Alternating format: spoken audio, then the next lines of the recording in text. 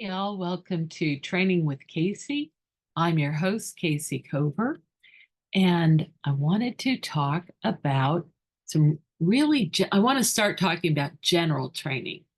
And so I thought I'd start with how to approach animals.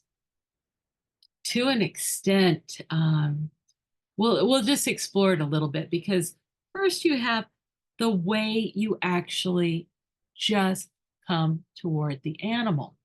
And you know what? It's surprising how many people don't give that very much thought.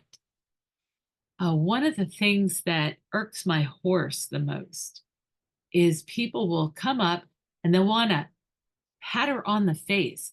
She does not like that. Don't like me to do it. In fact, in general, horses don't want to be patted. They'd rather be scratched or rubbed or something different than patting. And they just don't like it. But if you use name and explain and teach them, they'll become very tolerant of it. They'll become tolerant of it in general, but also we teach our horses to let us kill flies.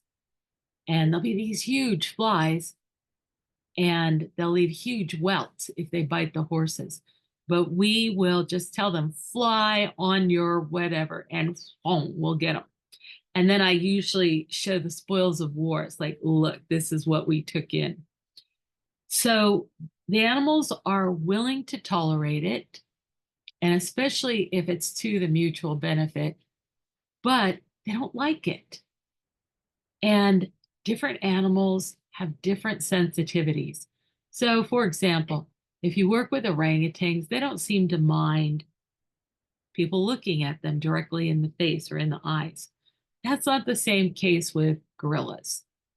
If you look at a gorilla, if you're at a zoo exhibit and you're looking through the glass at a gorilla, that gorilla may just very likely come out, punch you right in the face, like knock the flat glass. It will startle the heck out of you. But if we get started appropriately, things can often change rapidly.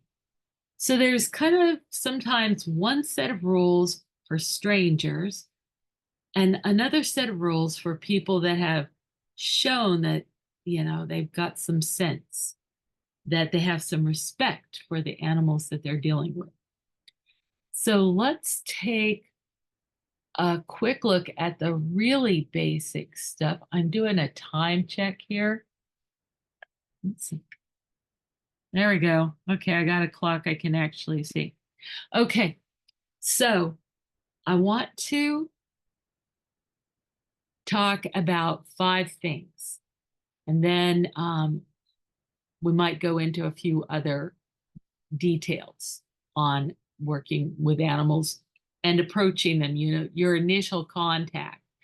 Think of this as how to meet aliens, all right?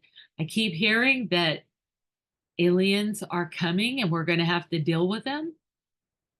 President Trump said that when he was president. Other presidents have said that. So you need to know what you're going to do. And this is probably a good place to start. So let's start with just approaching the animal. You're walking up to the animal, so you just go out and extend your hand and say, hi, I'm so-and-so, right? Maybe not.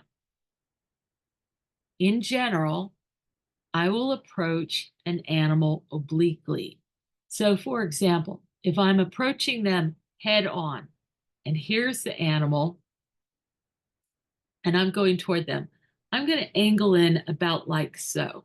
I want to stay out of the blind spot in the front of all the hoof stock. So if you've got an animal that has the eyes in the front, I'm sorry, on the side of the head, you want to be very conscious of that. They can't see you when you're right in front of them. You know, all those people in Yellowstone that go right up in front of the buffalo to take a picture? Might want to rethink that. So it's the same with dogs, though. I want to approach obliquely. Um, Dogs and other carnivores tend to have their eyes more frontally. So they have more depth perception and they can see right in front of them, unlike most hoofstock. But for whatever reason, I find it's better to approach everybody at an angle. And that angle is probably about 30 degrees. But you know what? If I have to come up behind an animal, I also do about 30 degrees. And I'm not sure, I don't have a conscious understanding of why I make that choice, but it seems to be very effective in my experience. So when you approach, you want to be confident but quiet. We're talking about, these are new animals. These aren't your buddies that know you and are rushing up to see you. These are new animals. Okay. So when I approach that animal, at an oblique angle with my gaze a little bit averted, I'm not going to sit there and stare at them like this. A lot of animals consider that very impolite. And we're talking about not just gorillas, dogs, baboons, um, birds. Birds are very offended if you stare right at them. Just try it. If you go out in your backyard and all the birds are eating in the feeder and everything's fine, pick up a camera and aim it at the birds. And if they're not used to that with you, you'll clear your bird feeder in no time. All right, so there's the actual approach. Here's another thing to be aware of. Perception, modality, appropriateness. Can you tell I couldn't think of a good way to name that? So here's what I mean.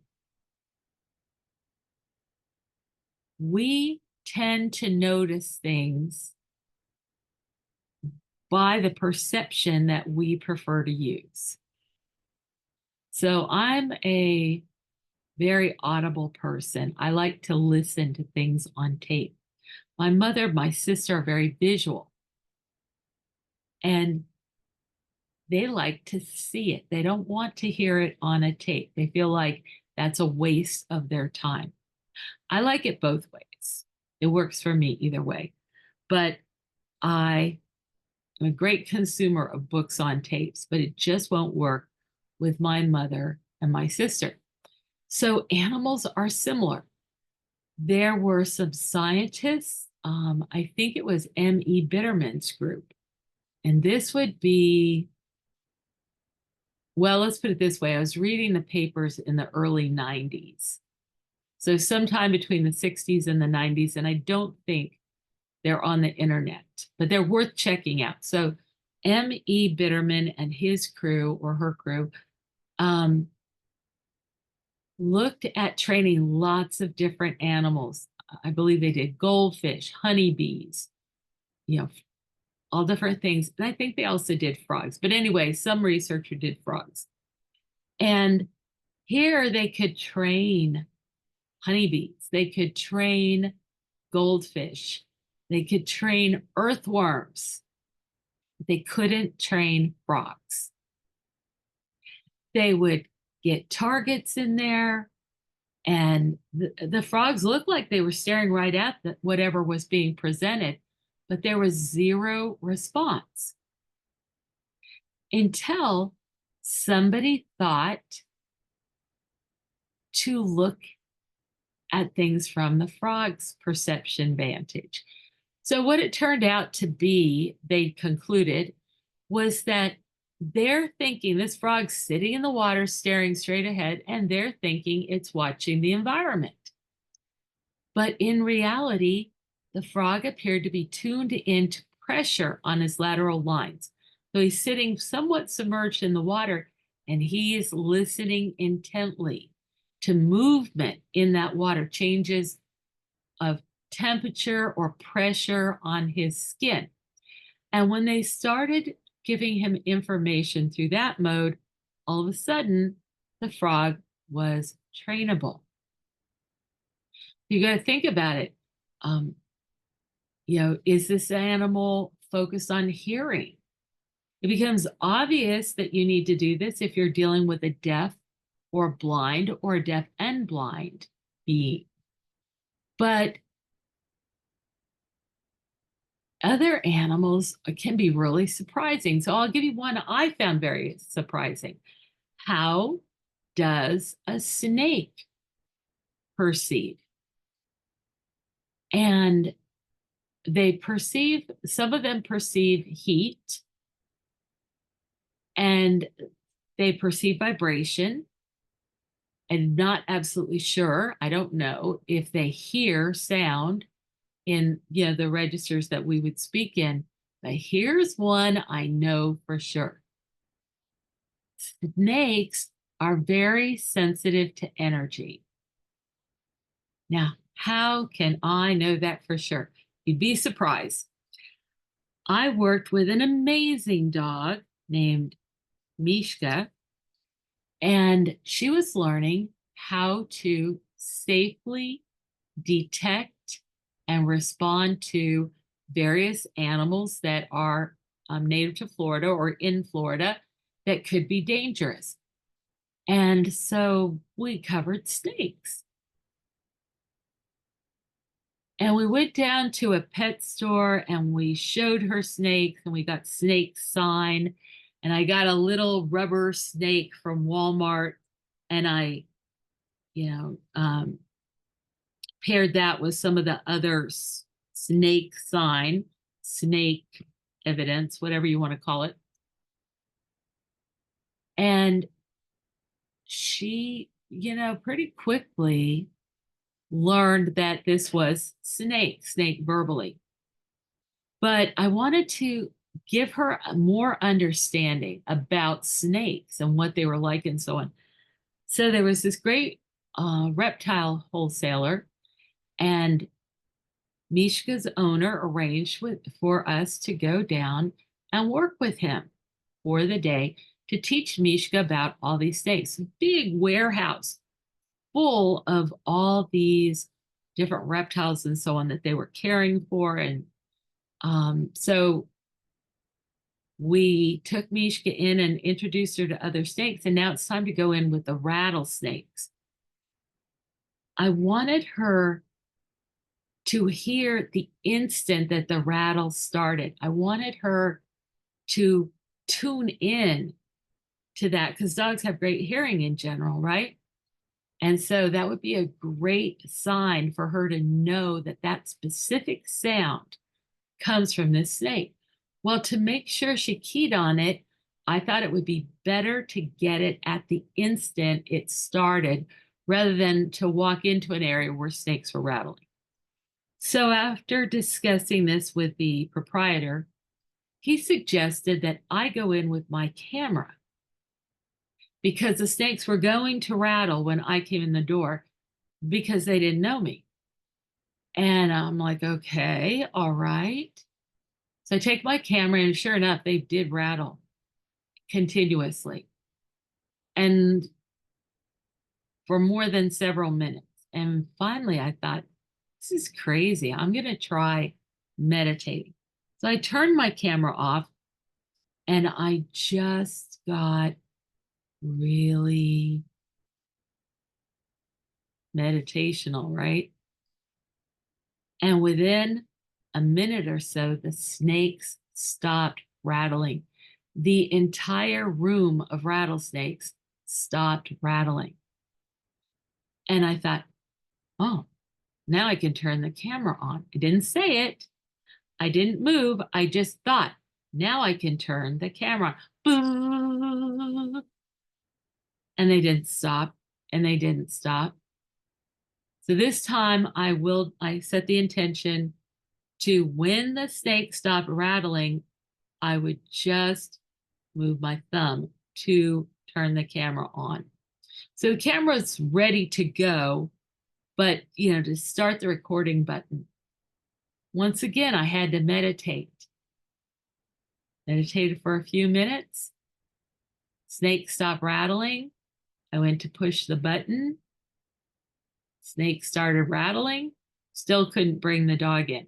The guys that had the dog outside, they were waiting until the snake stopped rattling. I tried it a third time and I didn't get the camera on that time either. And finally, we got together and we just decided we'll just bring the dog in. And by the way, it did work out. It worked out just fine. But who knew, right?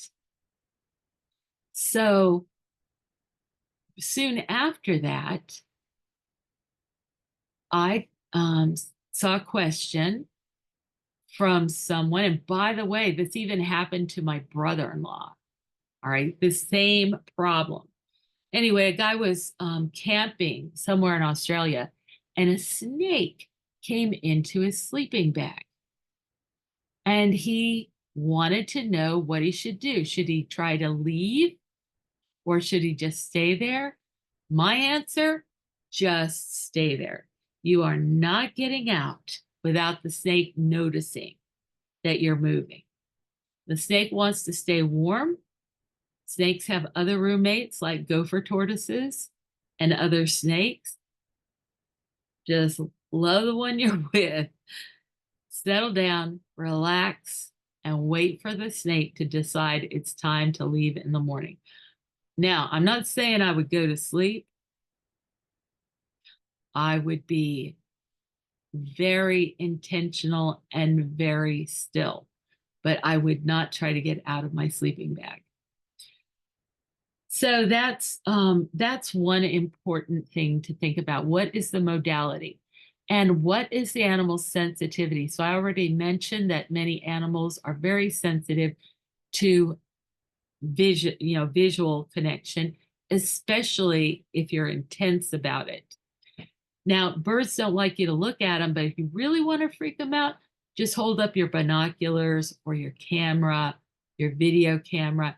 Anything aimed at their direction will just get rid of them. They do not like that. All right, so with perception, modality, appropriateness, you also have things like the way that you talk. Are you too excitable in your voice? Are you talking at a high pitch instead of a low pitch? In general, you want to be kind of low pitched, confident, but not confrontational.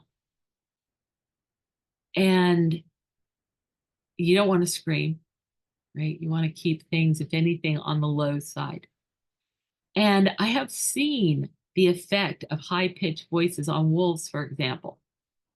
And there were times when the wolves were fed baby chicks. When those baby chicks started cheeping, sorry guys, this is how it is in the real world. The chicks would start to cheep and the wolves would get really, really excited by that high-pitched voice.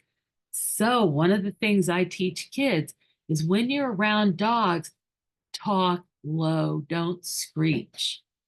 Now, how about this? Should you run around wolves or dogs? Maybe not. Because the way the animal perceives things, wolves and dogs are very focused on motion. So if you don't want to have a bad experience when you're approaching a wolf or a dog, be intentional about your motion and don't act like prey. So we touched for a minute before on energy with snakes, but they're not the only ones. And there's something really, I don't know, I'm going to call it magical. There's something magical about the effect of you learning to manage your own energy. I'm a really high energy person, I am told. And I'm not I don't look very flappable or anything, but my mother used to say, oh my gosh, I can feel you before you come in the room. So she's referring to something that I didn't even know what she was talking about, but she's talking about my energy. Well, go figure. My sister said the same thing. I had a boyfriend that said the same thing. What? What are they talking about? Well, a friend who maybe she felt the same way. But anyway, she was a good friend. And she, for my birthday, gave me a class in transcendental meditation. It was really a challenge for me to learn to do that. But my friend made such a generous investment in my, personal growth and development. I really went to work at learning how to do this. And I spent 2 weeks every day, twice a day, for 10 minutes at a time. That I'd go nuts. But that got me started. And I have been a little bit haphazard, but generally a frequent meditator. I also work a lot with animals my whole life, but it's changed in the last 12 years. In the last 12 years, I'm mostly working out of my home and not going as much. We had the pandemic, right? And I couldn't go. And now my 88-year-old mother and my 33-year-old horse live at home. And so I'm pretty much staying at home these days. But in spending all this time around these same animals and meditating and being around, we have a lot of animals that live on our property, or we live on their property, you could say. But anyway, snakes, frogs, tortoises, all kinds of things. And I actually have a strange problem. My problem is that, let's say I'm taking the dog out and I'm going to go down the stairs, and there's this little skink that lives right on our back porch stairs. And the skink will run towards me. And I had to literally gently move it off the step with my hand because I couldn't just subtly nudge it with my toe. It just stayed right there. In fact, when I stepped back, because I'm going to take the dog out the door, and I don't want the dog to grab the skink or accidentally step on it and hurt it. So when I stepped back after gently nudging the snake off the step, it ran right toward my foot. It came up the step again into the house. There was a frog right on the door jamb. I had to pick it up and set it down someplace else. Now, 12 years ago, or more accurately, I didn't test it 12 years ago, but when I was a little kid running around looking at frogs and so on, they could feel me coming. They would just, dive into the ditches or whatever the instant I came near.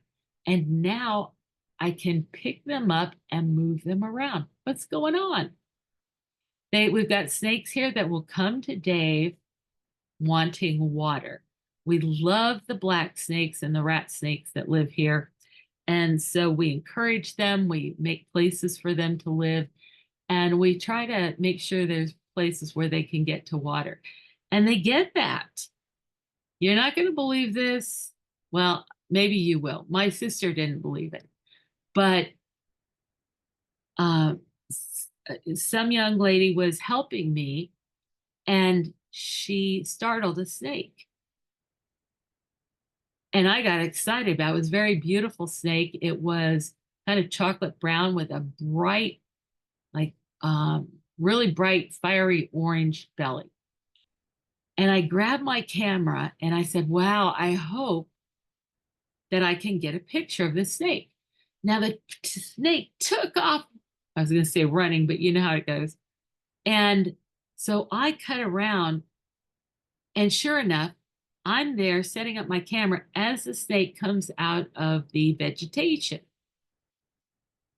And I just thought to the snake, I just want to take a picture. You're so lovely. I just would like to take a picture. We're not going to mess with you.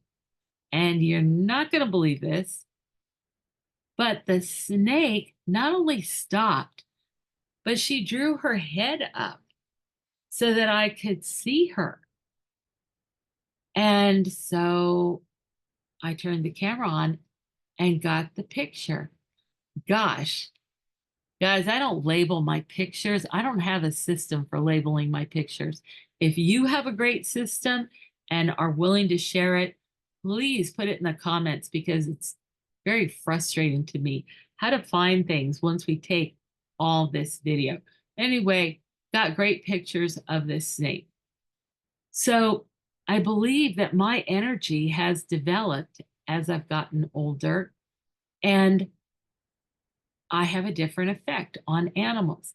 I even remember a time where I was just resting in my pool, and all of a sudden, a cardinal landed on a bush about 8 feet away and stayed there literally for like 10 minutes.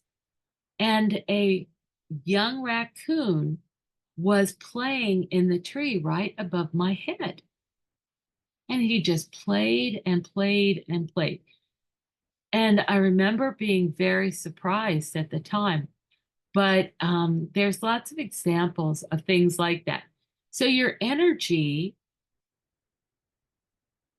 there's several ways that how energy affects your interaction with animals is important. And one is you need to be quiet, calm, and confident. Kind of make space for the other being. You know, don't take up all the oxygen.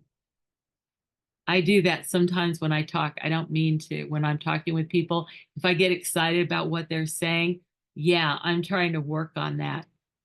I want to play well with others, but sometimes I have too much excitement to do it just naturally. Anyway, so you don't want to be, or, oh, let me grab that snake, right?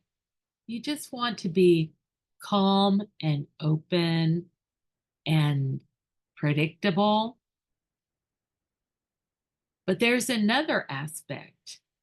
And as you approach any animal, you want to be open to its energy. And sometimes you'll just know that an animal is great, that you're just so glad you met that animal. It's a privilege to meet them. Every once in a while, you may be struck with a sense of menace. The animal hasn't done anything that you could blame it for, but nonetheless, you have a feeling of foreboding when you're in the presence of this animal. Take it seriously. I've got other podcasts that I talk about this in, but I know of numerous instances where people did not honor their sense of foreboding, and it went very, very badly for them, including a friend of mine that got murdered by a human that she knew, that I also met. And she wanted to know my opinion of this person. And, I acknowledged that he seemed to be intelligent, well-spoken. Oh, I'm glad you like, I don't like him at all. You need to get him out of your life. And the reason was this man read like a predator. Now, when I say he read like a predator, what does that mean?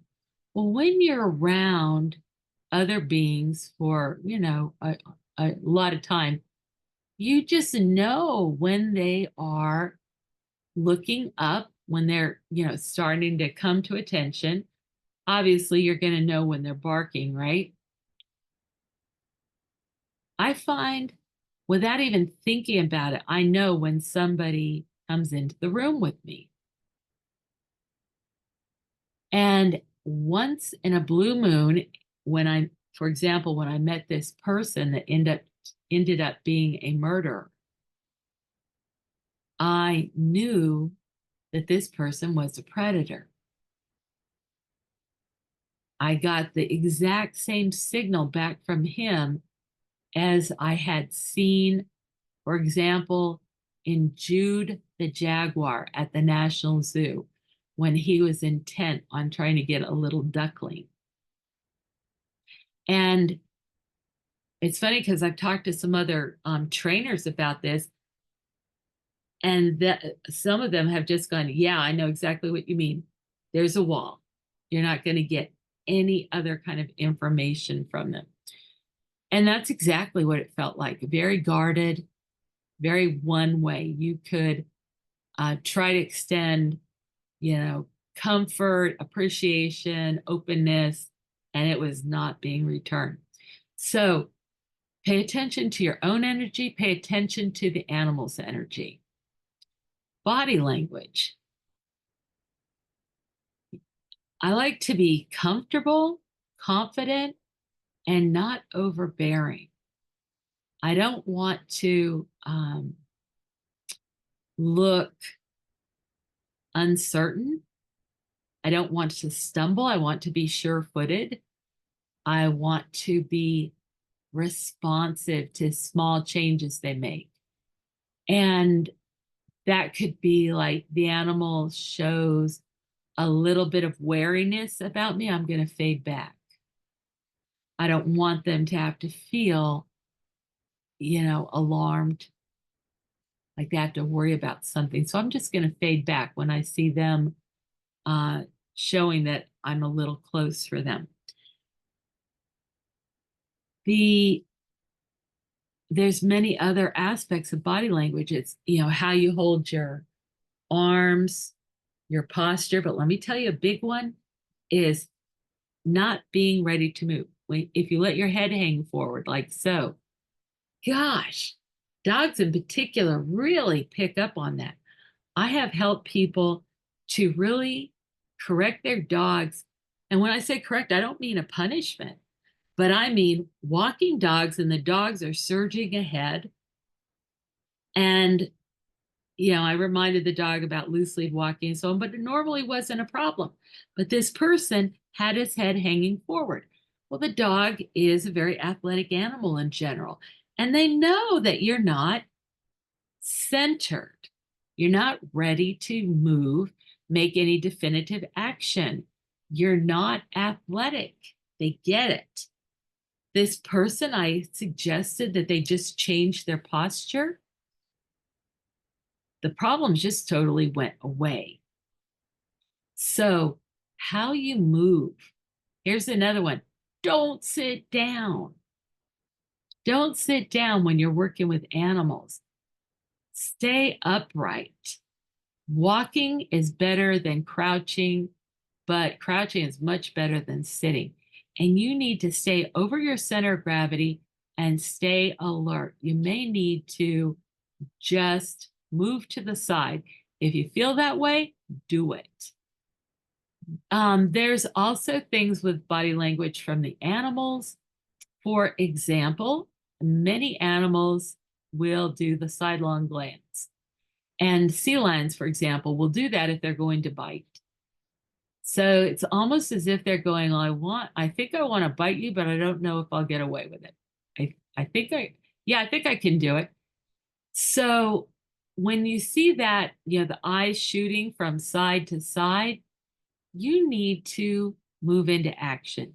Put that animal in the water, close the door, put an animal board in between you and the animal, do something so that you don't get bit and the animal doesn't get into trouble either. So you have your body language, but read the animal's body language. Now, if you would like more information on that, I hope you'll check out my manual, Talk to Me. And Talk to Me talks about the various layers of communication and how to use them all effectively. It might surprise you how many there are and different things that you can do to interact with animals more smoothly and more effectively. Okay, so far we have 4 things we've covered, and I'll review in just a minute. But the last one we're going to talk about today is touching. So touching, a lot of times we just assume a big problem for people with service animals is that all these humans think that it's okay to go up and start stroking their dog. Well, the dog is working. The dog has a life and death job. And I will tell you from being an animal ambassador, um, you know, handler, that it's exhausting for the animal. I used to go out into public events with a little monkey, and 1 or 2 hours in, she would just go to sleep on my shoulder. That was it for a while. And what was the drain? Just the energy of all these people. They'd be so excited. And they didn't look. If you had a sign out that answered all of these questions and you put that sign right in front of you, these people would walk up and totally ignore the sign. They didn't see it. They were just focused on looking at this monkey and asking questions. And they'd ask the same questions. How old is she? How long does she live? What's her name? How old is she? How long does she live? What's her name? Etc. So it's exhausting to the animal and it's exhausting to us. So you don't want to just touch animals without a good reason. They're not going to like it a lot of times, or they've got a job, or you're going to tire them out, or it could be risky. You don't know that dog. So if you really feel compelled that you want to touch somebody else's animal, definitely ask permission. But I would suggest just don't do it. Just take it out of your repertoire.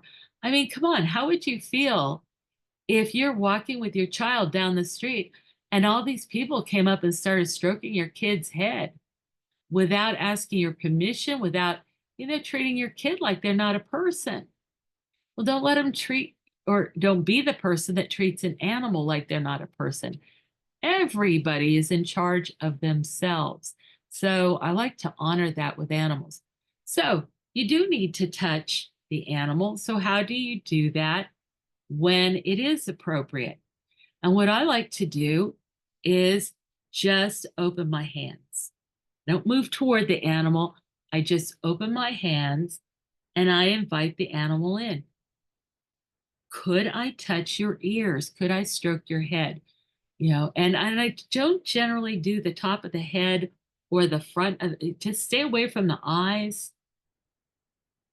And I'll usually just come up, and you know what I just learned from a person named Ken Griffith, who works with some very aggressive dogs.